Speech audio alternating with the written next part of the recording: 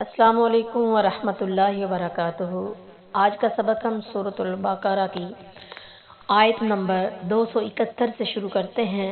اعوذ باللہ من الشیطان الرجیم، بسم اللہ الرحمن الرحیم۔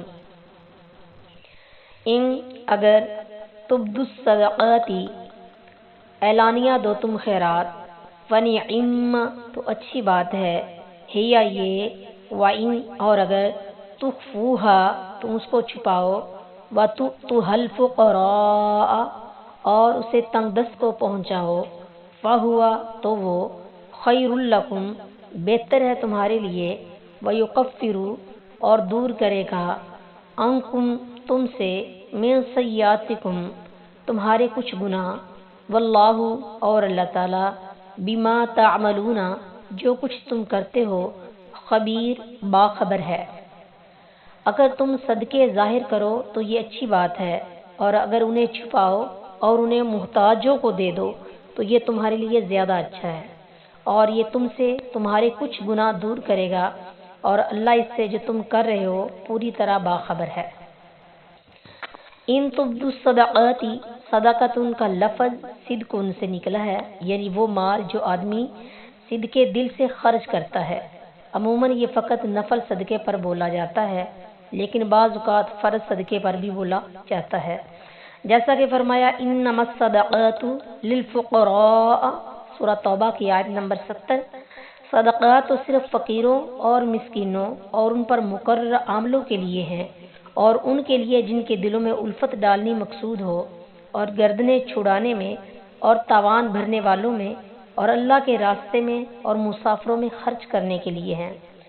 فَنِعِمَّ ہِیَ یہ اصل میں نعمہ ماں ہے، جس میں ماں بمانی شیئن ہے، اس لیے ترجمہ کیا گیا ہے، تو یہ اچھی بات ہے۔ اس میں اعلانیہ صدقہ کی تعریف کی گئی ہے، بشرطے کہ خالص نیت سے ہو اور ریا سے خالی ہو، کیونکہ اس سے آدمی بخل اور حقوق ادا نہ کرنے کی تہمت سے بچتا ہے، اور اس سے دوسرے اہل خیر کو صدقہ کرنے کی ترغیب ہوتی ہے، جیسا کہ جنگ تبوک کے موقع پر حضرت عمر رضی اللہ تعالیٰ عنہ نے اپنا آدھا مال اور ابو بکر صدیق رضی اللہ تعالیٰ عنہ نے اپنا سارا مال لا کر پیش کر دیا۔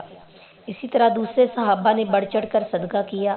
وَإِن تُخْفُوهَا یعنی صدقہ اعلانیہ دینا بھی گو اچھا ہے، مگر پوشیدہ طور پر دینا زیادہ فضیلت رکھتا ہے، کیونکہ یہ ریا سے بعید ہوتا ہے۔ جمہور مفسرین کے نزدیک اس سے نفل صدقات مراد ہیں۔ اس کے برعکس فرض زکوٰۃ کو پوشیدہ طور پر دینا جائز ہے، مگر اسے لوگوں کے سامنے دینا افضل ہے، ورنہ زکوٰۃ نہ دینے کی تہمت لگے گی، جبکہ نماز اور زکوٰۃ ایمان کے بنیادی ارکان ہیں۔ نیز طبری نے اس پر امت کا اجماع نقل کیا ہے۔ فتح الباری۔ متعدد احادیث میں نفل صدقات کو پوشیدہ طور پر دینے کی فضیلت آئی ہے۔ رسول اللہ صلی اللہ علیہ وسلم نے ان 7 آدمیوں میں جن کو عرش کا سایہ نصیب ہوگا، ایک وہ شخص شمار کیا جس نے دائیں ہاتھ سے صدقہ کیا اور اسے چھپا کر کیا، حتیٰ کہ بائیں ہاتھ کو معلوم نہیں کہ دائیں نے کیا خرچ کیا۔ بخاری الزکوٰۃ باب الصدقہ بالیمین، حدیث نمبر 1423، عن ابو ہریرہ رضی اللہ تعالی عنہ۔ اس شخص کے واقعہ سے بھی خفیہ صدقے کی فضیلت اور برکت معلوم ہوتی ہے، جس نے ایک رات خفیہ صدقہ ایک چور، ایک رات ایک زانیہ اور ایک رات ایک غنی کو دے دیا۔ بخاری الزکوٰۃ باب اذا تصدق علی، حدیث نمبر 1421، عن ابی ہریرہ رضی اللہ تعالی عنہ۔ وَتُؤْتُوهَا الْفُقَرَاءَ چھپا کر فقراء کو دینے میں ان کی پردہ پوشی ہوتی ہے اور ان کی عزت نفس مجروح نہیں ہوتی۔ من سیئاتکم من تبعیض کے لیے ہے، اس لیے ترجمہ کچھ گناہ کیا، یعنی کم یا زیادہ جتنا مال خرچ کرے گا اس کے لحاظ سے گناہ معاف ہوں گے۔ علاوہ ازیں کچھ گناہ ایسے ہیں جو مال خرچ کرنے سے معاف نہیں ہوتے، بلکہ ان کے لیے توبہ ضروری ہے۔